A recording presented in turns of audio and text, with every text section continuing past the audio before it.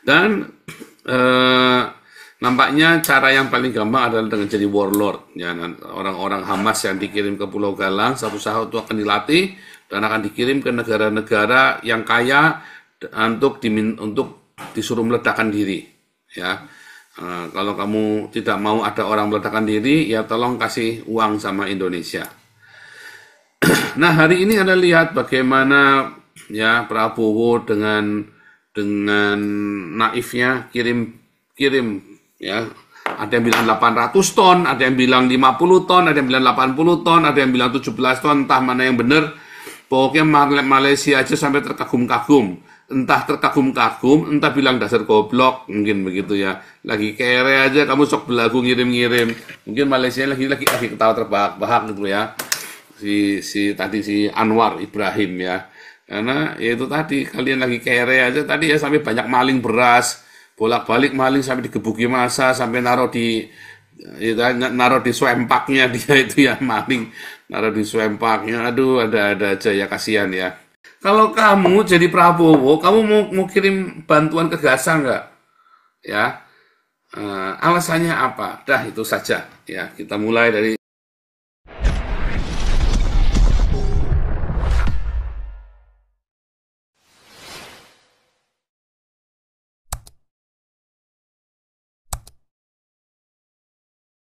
Shalom Indonesia, shalom semuanya yang ada di Eropa dan di Israel, di Haifa alma mater saya, dan di seluruh dunia. Hari ini kita kembali ya membahas tentang Gaza tak habis-habisnya. Kemarin saya ajukan dua pertanyaan ya. Dua pertanyaan. Apa kiranya akan terjadi apabila Indonesia runtang-runtung sama Gaza, sama Hamas? Ya, jawabannya macam-macam, ngalor ngidul, pokoknya nggak ada yang salah, nggak ada yang benar, pokoknya suka-suka namanya kita beropini. Namun kemarin saya yakin sekali bahwa Prabowo memang mau beralih profesi, karena mau utang sekarang sudah susah. Jadi paling enak jadi begal ya, terinspirasi oleh si tadi anak buahnya tuh, si Immanuel yang sudah tidak disertai Tuhan lagi ya, karena Ebenezer karena Tuhannya sudah tidak menyertai lagi ya. Sampai di sini pertolongan Tuhan ya saudara ya. Jadinya lucu sekali sekarang ini si Immanuel Ebenezer menangis karena tertangkap karena korupsi ya. Sebetulnya ada ide yang bagus ya untuk semua koruptor ya, ditaruh di pasar, diteriakin, ini ada koruptor nih, wah digebuki kayak tadi maling beras ya, digebuki gitu sama masyarakat begitu, mungkin kapok kali ya, mungkin idenya begitu ya, ya kalau ada koruptor gitu ya, dikasihkan ke Satpol PP, diteriakin, weh ini ada maling nih, gitu saudara ya, mungkin idenya begitu bagus. Dan nampaknya cara yang paling gampang adalah dengan jadi warlord. Ya, orang-orang Hamas yang dikirim ke Pulau Galang, satu saat itu akan dilatih dan akan dikirim ke negara-negara yang kaya untuk disuruh meledakkan diri. Ya, kalau kamu tidak mau ada orang meledakkan diri, ya tolong kasih uang sama Indonesia. Nah, hari ini Anda lihat bagaimana ya Prabowo dengan naifnya kirim ya, ada yang bilang 800 ton, ada yang bilang 50 ton, ada yang bilang 80 ton, ada yang bilang 17 ton, entah mana yang benar. Pokoknya Malaysia aja sampai terkagum-kagum. Entah terkagum-kagum, entah bilang dasar goblok, mungkin begitu ya. Lagi kere aja kamu sok belagu ngirim-ngirim. Mungkin Malaysia lagi ketawa terbahak-bahak gitu ya. Si Anwar Ibrahim ya. Karena ya itu tadi kalian lagi kere aja tadi ya, sampai banyak maling beras, bolak-balik maling sampai digebuki massa, sampai naruh di swempaknya dia itu ya, maling naruh di swempaknya. Aduh, ada aja ya, kasihan ya. Itulah sebabnya Damaris harus kasih makan ya, karena ketika kamu perutnya kenyang, nggak mudah dihasut. Orang kalau udah punya kenyang, dia cuma tinggal cari kerjaan ya. Itulah kerjaannya Damaris, supaya kita kasih makan orang sebanyak mungkin yang kita bisa sanggup, yang Tuhan percayakan kepada kita. Ya, kalau sekarang ini donasinya rata-rata per bulan Damaris 150 juta, ya berarti kira-kira ya kita cuman segitu saja bisa sebanyak 150 juta rupiah tiap harinya, tiap tiap bulannya. Ya udah gitu saja. Saya waktu itu ya nanti habisnya enggak apa-apa, berarti habis berarti Tuhan sudah enggak percaya lagi. Udah gitu saja kan. Kalau Tuhan masih percaya kepada kita untuk kasih makan Indonesia, maka kita kasih makan Indonesia. Cuman kalau Anda bilang percuma ngasih makan, berarti Anda bukan orang Kristen. Sebab Tuhan Yesus ajarkan kepada kita, itu mau orang jahat, mau orang baik, kita nggak peduli, mesti kita kasih makan. Kalau kamu masih makan pilih-pilih orang, saya yakin kamu bukan orang Kristen. Kamu nggak beda sama orang Islam. Kamu cuma mau ngasih makan orang yang baik sama kamu, yang mau jadi mu'alaf, baru kamu kasih makan. Kalau kita orang Kristen, kamu mau mu'alaf, murtadin, orang edan, orang kentir, orang compong, kamu musuh saya, teman saya, ya mending kita kasih makan.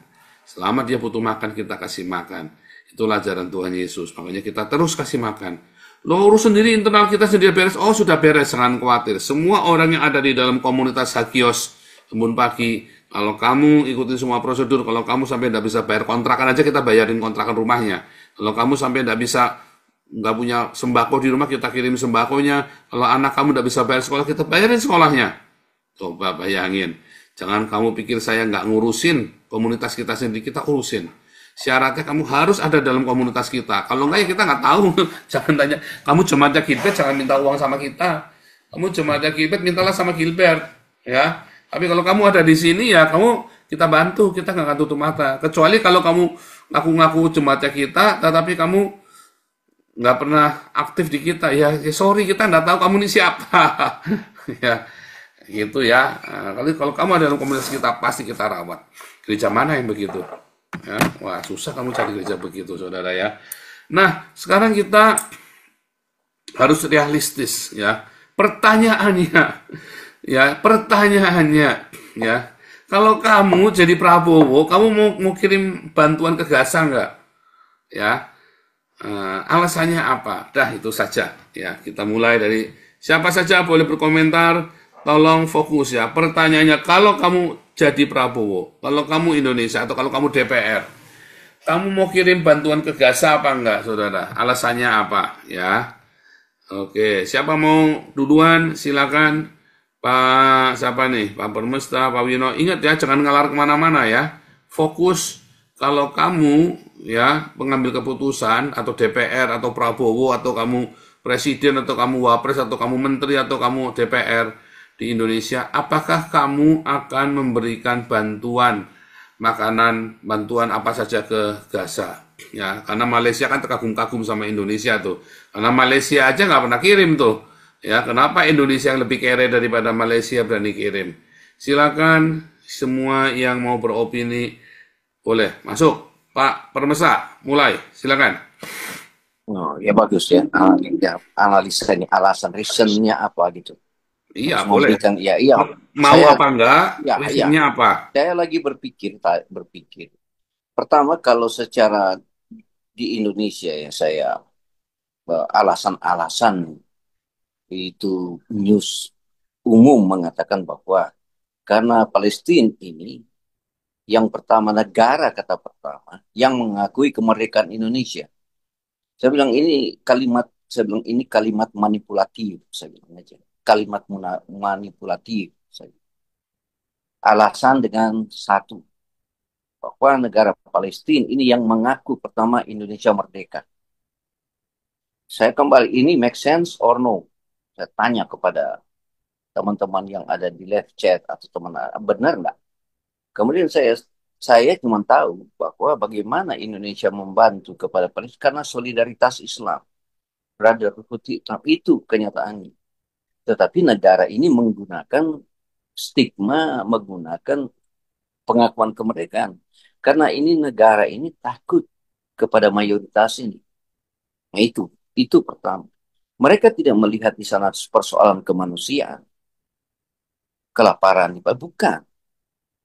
Bukan melihat dari konteks kelaparan, melihat dari solidaritas Islam, bukan dilihat dari konteks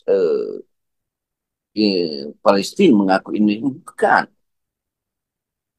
Karena selalu Indonesia berasumsi bahwa negara Indonesia sendiri secara itu ya, cuman secara politis tidak mengakui adanya negara Israel. Coba Anda buka di news di mana aja. Mereka tidak mengakui. Karena pengakuan Islam itu tidak ada negara Israel.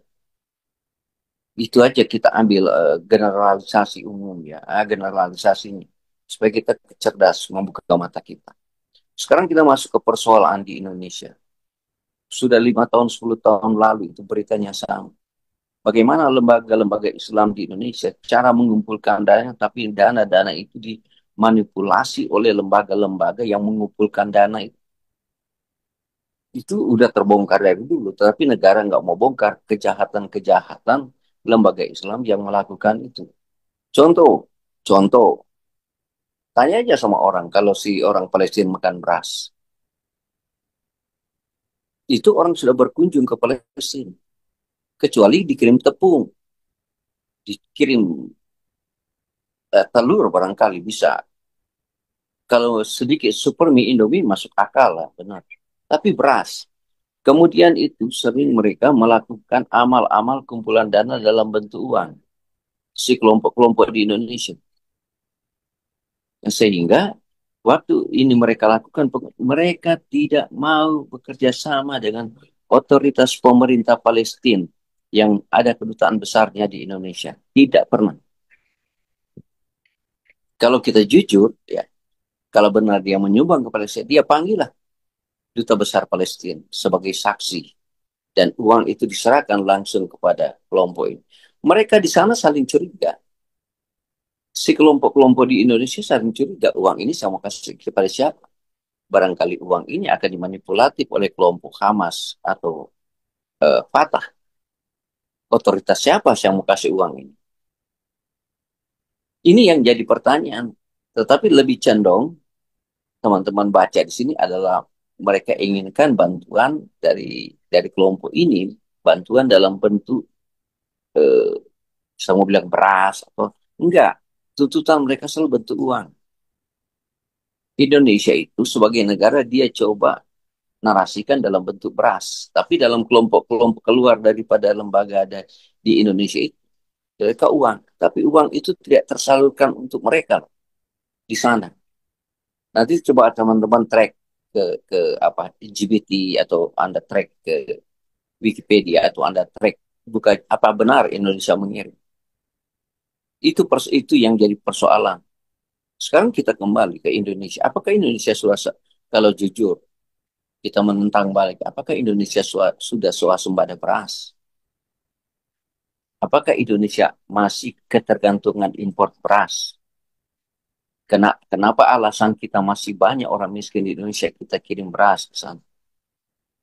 Itu alasan-alasan kita ya yang tadi Pak Paul coba giring kita sampai bicara Malaysia. Kita giring common sense kita, akal sehat. Karena kita selalu digiring dengan kelompok-kelompok ini.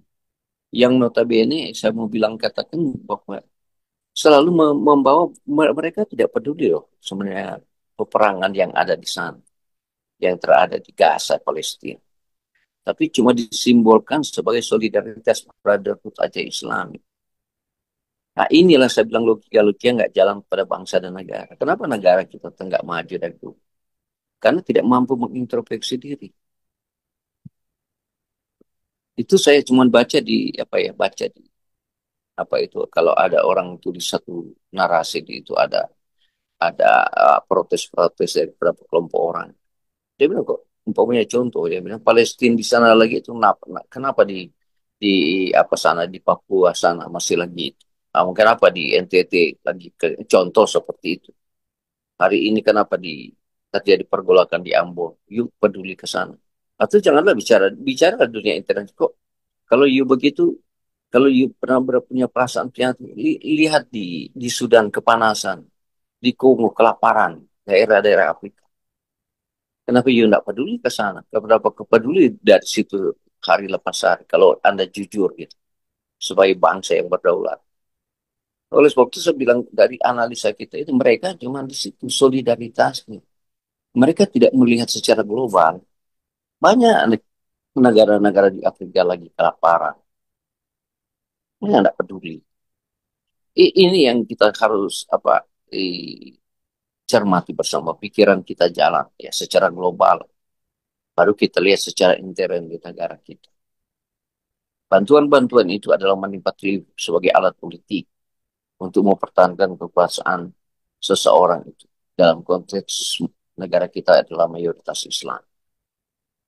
Saya aja bilang negara kita mayoritas Islam.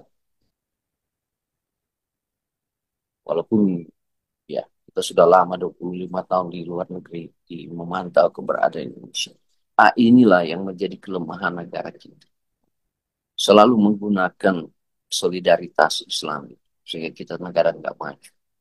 Kita tercengkrama dengan dalil-dalil seperti sebenarnya kalau negara kita benar-benar mandiri, ya bagaimana dia membangun dulu, ya dari Sabang sampai Merauke Nusantara ini makmur.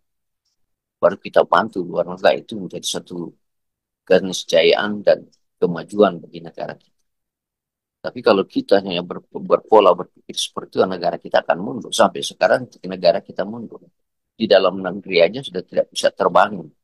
Apalagi kita memberi bantuan kepada negara luar. Sekarang iya benar juga dikatakan bahwa Indonesia itu sumbangannya itu kalau ke Palestina teman-teman itu kalau pakai poin 00, berapa poin sumbangannya dari itu. Anda kalau dengar bagaimana bantuan Amerika, Uni Eropa, Australia, Kanada, lebih menakutkan bantuannya. Kemudian pertanyaan yang kedua, itu negara-negara yang sekuler. Saya bertanya kepada teman-teman Islam di Indonesia. Saya balikan fakta. Kenapa negara-negara yang bilang negara Qatar itu, ya, atau negara-negara yang bilang kaya minyak itu, atau kita dengar aja yang di Sabah itu, negara tetangga kita yang ada di Kalimantan itu, tidak mendengar ya, negara kaya, tidak mendengar mereka mengekspor, membantu begitu. Tapi Indonesia itu digiring dengan news. Cuma dengan 1.000 ton beras udah digembor-gemborkan. Langsung itu. Tapi itu bagian daripada, saya bilang, itu bagian dari strategi politik. Karena kalau kita ingin menguasai negara kesatuan Republik Indonesia, ya, menguasai negara kesatuan Republik Indonesia dalam konteks kalau ingin Anda jadi pejabat negara, atau ingin Anda kaya di Indonesia, nah, kuasailah Islam.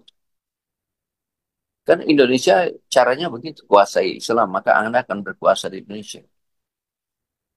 Karena itu saya semua senang ya, kasih pencerahan kepada kelompok-kelompok Muhammadiyah, Majelis Ulama Indonesia, kelompok-kelompok HMI, ICMI, kelompok-kelompok saya mau katakan dari PBNU, NU, cuma mau dicerahkan pada mereka. Artinya begini, saya kuasailah lembaga-lembaga Islam di Indonesia atau kuasai Islam di Indonesia, maka Anda akan menjadi pejabat.